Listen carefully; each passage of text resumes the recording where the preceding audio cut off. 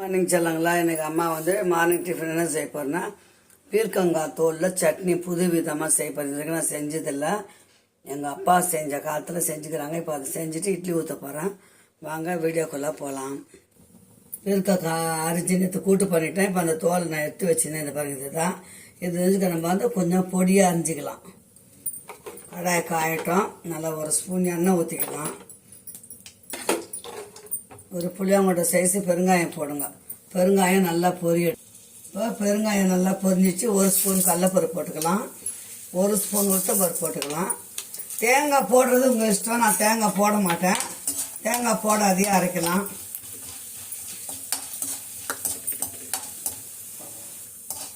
கடலப்பருப்பு போட்டு பொரிஞ்சிச்சு. அது கூட ஒரு 4 நாட்டு வெங்காயம் போட்டுக்கோங்க. 2 காஞ்சி மிளகாய் பூண்டு பல்லு போட்டுக்கோங்க.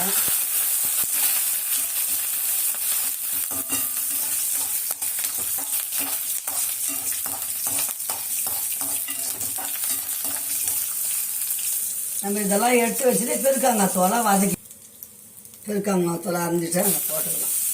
நல்லா வதங்கட்டும். கருவேப்பிலை இஷ்டம்னா போட்டுக்கலாம். நான் கருவேப்பிலை போடுறேன். கொஞ்சம் கருவேப்பிலை போட்டுக்கோங்க.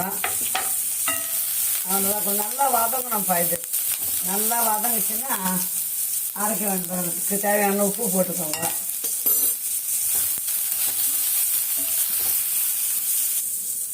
இதெல்லாம் ஒரு புளியாங்கொட்டை சைஸு புளி, அவ்வளோதான். நல்லா ஊற வச்சுட்டேன் புளியை. இப்போ நம்ம வதக்கியாச்சு. சட்னி அரைச்சிட்டு இட்லி ஊற்ற போகணும். அவ்வளோதான். தோல் மட்டும் கொஞ்சம் நல்லா வதங்கணும் உறவுகளை. அப்போ தான் நல்லாயிருக்கும். இது நிறைய நார் சத்து இருக்குது, கெலோரி அதிகமாகுது. பீர்க்கங்காய் தோலை தூக்கி போட்டுறாதீங்க. ஒரு முறை இந்த மாதிரி செஞ்சு சாப்பிட்டு பாருங்கள். உடம்புக்கு நான் வயிற்ற புண்ணு ஆற்றும். அவ்வளோவா நல்லது, ஹார்ட்டுக்கு நல்லது. இந்த சட்னி, இந்த தோல் பீர்க்கங்காய் அவ்வளோவும் சாப்பிட்டோம்னா. அவ்வளோதான். நல்லா வதங்கிச்சு. இப்போ அம்மா சட்னி அரைச்சின்னு வந்துடுறேன். சட்னி வதக்கி வச்சாச்சுங்க. சட்னி ஆறட்டும். அதுக்குள்ளே அரைக்கலாம். அதுக்குள்ளே நம்ம இட்லியை ஊற்றிக்கலாம். அரைச்சிட்டோம்னா சட்னி தாளிச்சிட்டோம்னா வேலை முடிஞ்சுது. காலையில் மார்னிங் பிரேக்ஃபாஸ்ட்டு இன்றைக்கி பீர்க்கங்காய் சட்னியும் இட்லியும் தான் அம்மா வீட்டில். வாங்க சூடாக சாப்பிடலாம்.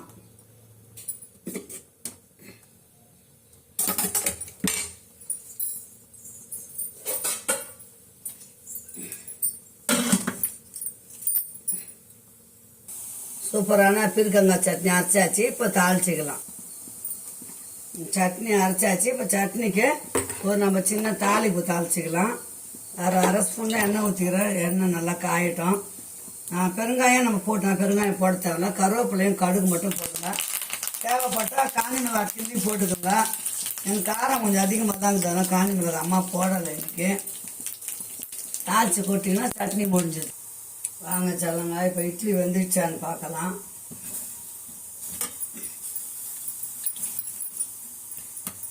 சூப்பராக இட்லி வெந்துடுச்சு. இட்லி எடுத்துட்டு சாப்பிடலாம். வாங்க வாங்க உறவுகளை. இன்றைக்கி சூப்பரான இட்லி. இந்த பாருங்க, பீர்க்கங்காய் சட்னி சாப்பிடலாம். வாங்க. இன்றைக்கி அம்மாவோட பிரேக்ஃபாஸ்ட்டு சூப்பரு. வாங்க உறவுகளே சாப்பிடலாம். அம்மா அண்ணனே செய்ததை உங்கள்கிட்ட காட்டுறேன். வாங்க. இட்லி பீர்க்கங்காய் சட்னி. ஓகே, பாய் உறவுகளே. மீண்டும் ஒரு நல்ல வீடியோ சந்திக்கலாம். இந்த சட்னி செஞ்சு சாப்பிட்டு பார்த்துட்டு சொல்லுங்க எப்படி இருந்ததுன்னு சொல்லுங்க. ஓகே, பாய்.